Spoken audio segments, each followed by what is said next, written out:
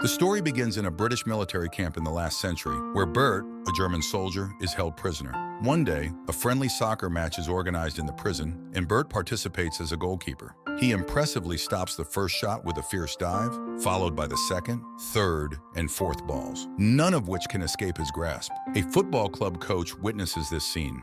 His team has been disappointing investors due to frequent goalkeeper mistakes, and if this continues, the team might have to disband. Seeing Bert's talent, the coach bribes a colonel with a box of cigars to take Bert out of the POW camp. On their way, the coach hands Bert some clothes and bandages, instructing him to wrap the bandages around himself. Bert is confused but complies. Upon arriving at the match, the coach tells everyone that Bert is an injured soldier who cannot speak.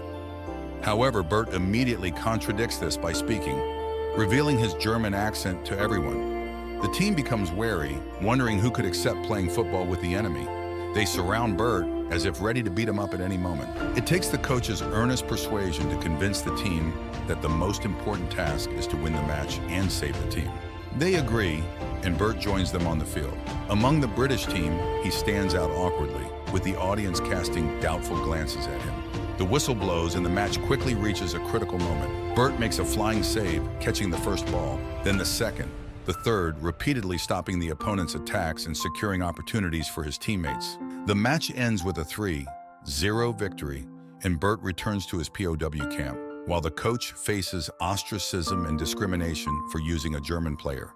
The coach returns home to find his family indifferent towards him, and his daughter angry. The coach doesn't care about these reactions. For him, it's enough that Bert is a good athlete. He takes Bert to work in a shop, where Mary is panicked and observes the German from behind the door. When Bert enters, she quickly pretends as if nothing is amiss. Bert works in the shop, and the coach's second daughter refuses to acknowledge him. Bert attempts to befriend the girl, but Mary sternly stops him. You think you just come in, play some football, and everything's forgiven and forgotten? I'd rather have danced with you than stood on the battlefield. But I didn't have a choice. The Nazi officer places a ball on the ground for a little boy to pick up, counting down from 10. The boy naively picks up the ball and runs, but Bert notices something is wrong. The next second, the officer's gun is pointed at the boy.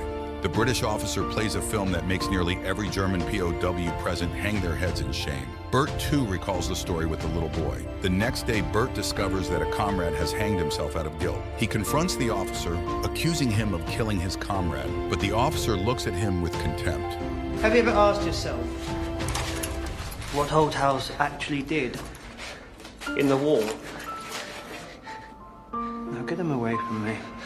After the officer closes the door, he notices a necklace fallen on the ground. It strikes him deeply, and as he picks it up, it seems he realizes something significant. Bert's relationship with Mary and her family grows stronger, and everyone slowly starts to accept this seemingly kind enemy. Mary even starts asking Bert about football. Bert smiles knowingly, aware that Mary enjoys dancing, and asks her about it. Mary explains that dancing is about focus and living in one's own dream. Bert compares football to dance, puzzling Mary, who finds football too barbaric. Their conversation is interrupted by Mary's boyfriend's arrival. During a match, Bert dances with the ball, proving to Mary watching from the stands that football too can be a dance, showcasing their unique understanding. However, soon news arrives that Bert, as a POW, will be repatriated.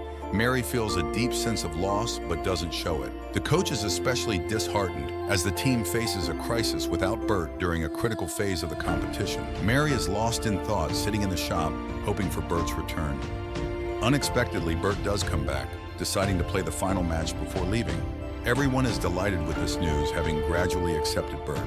The match begins, but unfortunately the team starts at a disadvantage, quickly losing the lead to the opponents. The coach, unable to watch, retreats to the locker room to smoke. In a surprising turn during the last few minutes of the match, Bert dramatically stops the opponent's attacks, securing a 2-1 victory. Bert's kindness and his exceptional goalkeeping skills dissolve any remaining hostility from his teammates, even though he is leaving tomorrow. The teammates spontaneously throw a farewell party for Bert, complete with gifts. Amidst the laughter, Bert and Mary can't take their eyes off each other and even share a dance. Mary's boyfriend, seeing this, challenges Bert to a one-on-one outside in the pouring rain. Bert, unfazed by the challenge, walks away, leaving the ball untouched. Disheartened, Bert returns to his room, only to find Mary already waiting for him.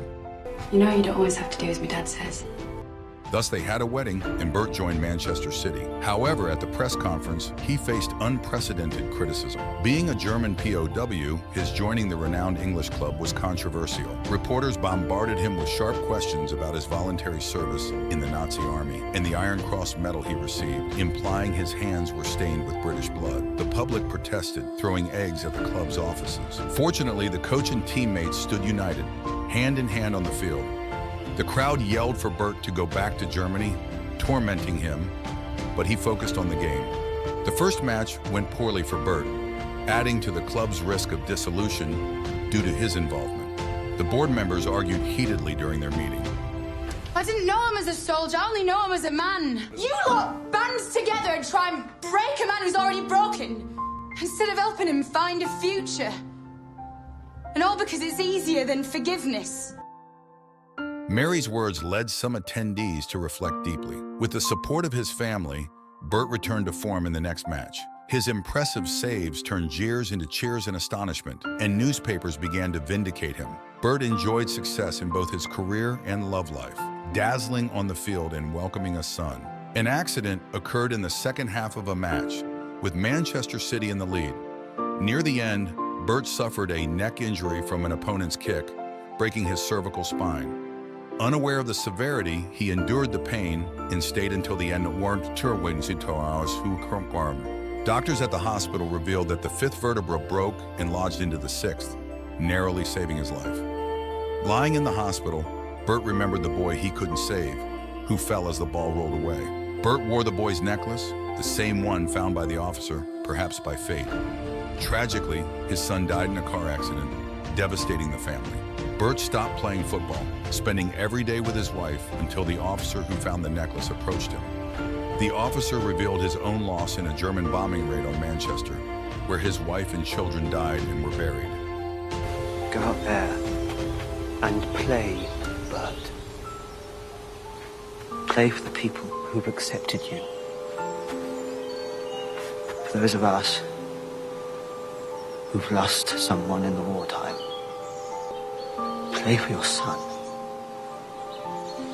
Go out there and give something. Overwhelmed by long-suppressed guilt, anger, and depression, Bert confronted the officer, resulting in a physical altercation. Afterward, the officer handed Bert the boy's necklace. Bert confessed to his wife, feeling his son's death was a punishment. His wife urged moving forward instead of succumbing to despair, leading Bert to return to the field. Don't forget to subscribe to our channel not to miss more exciting new products. Thanks for watching.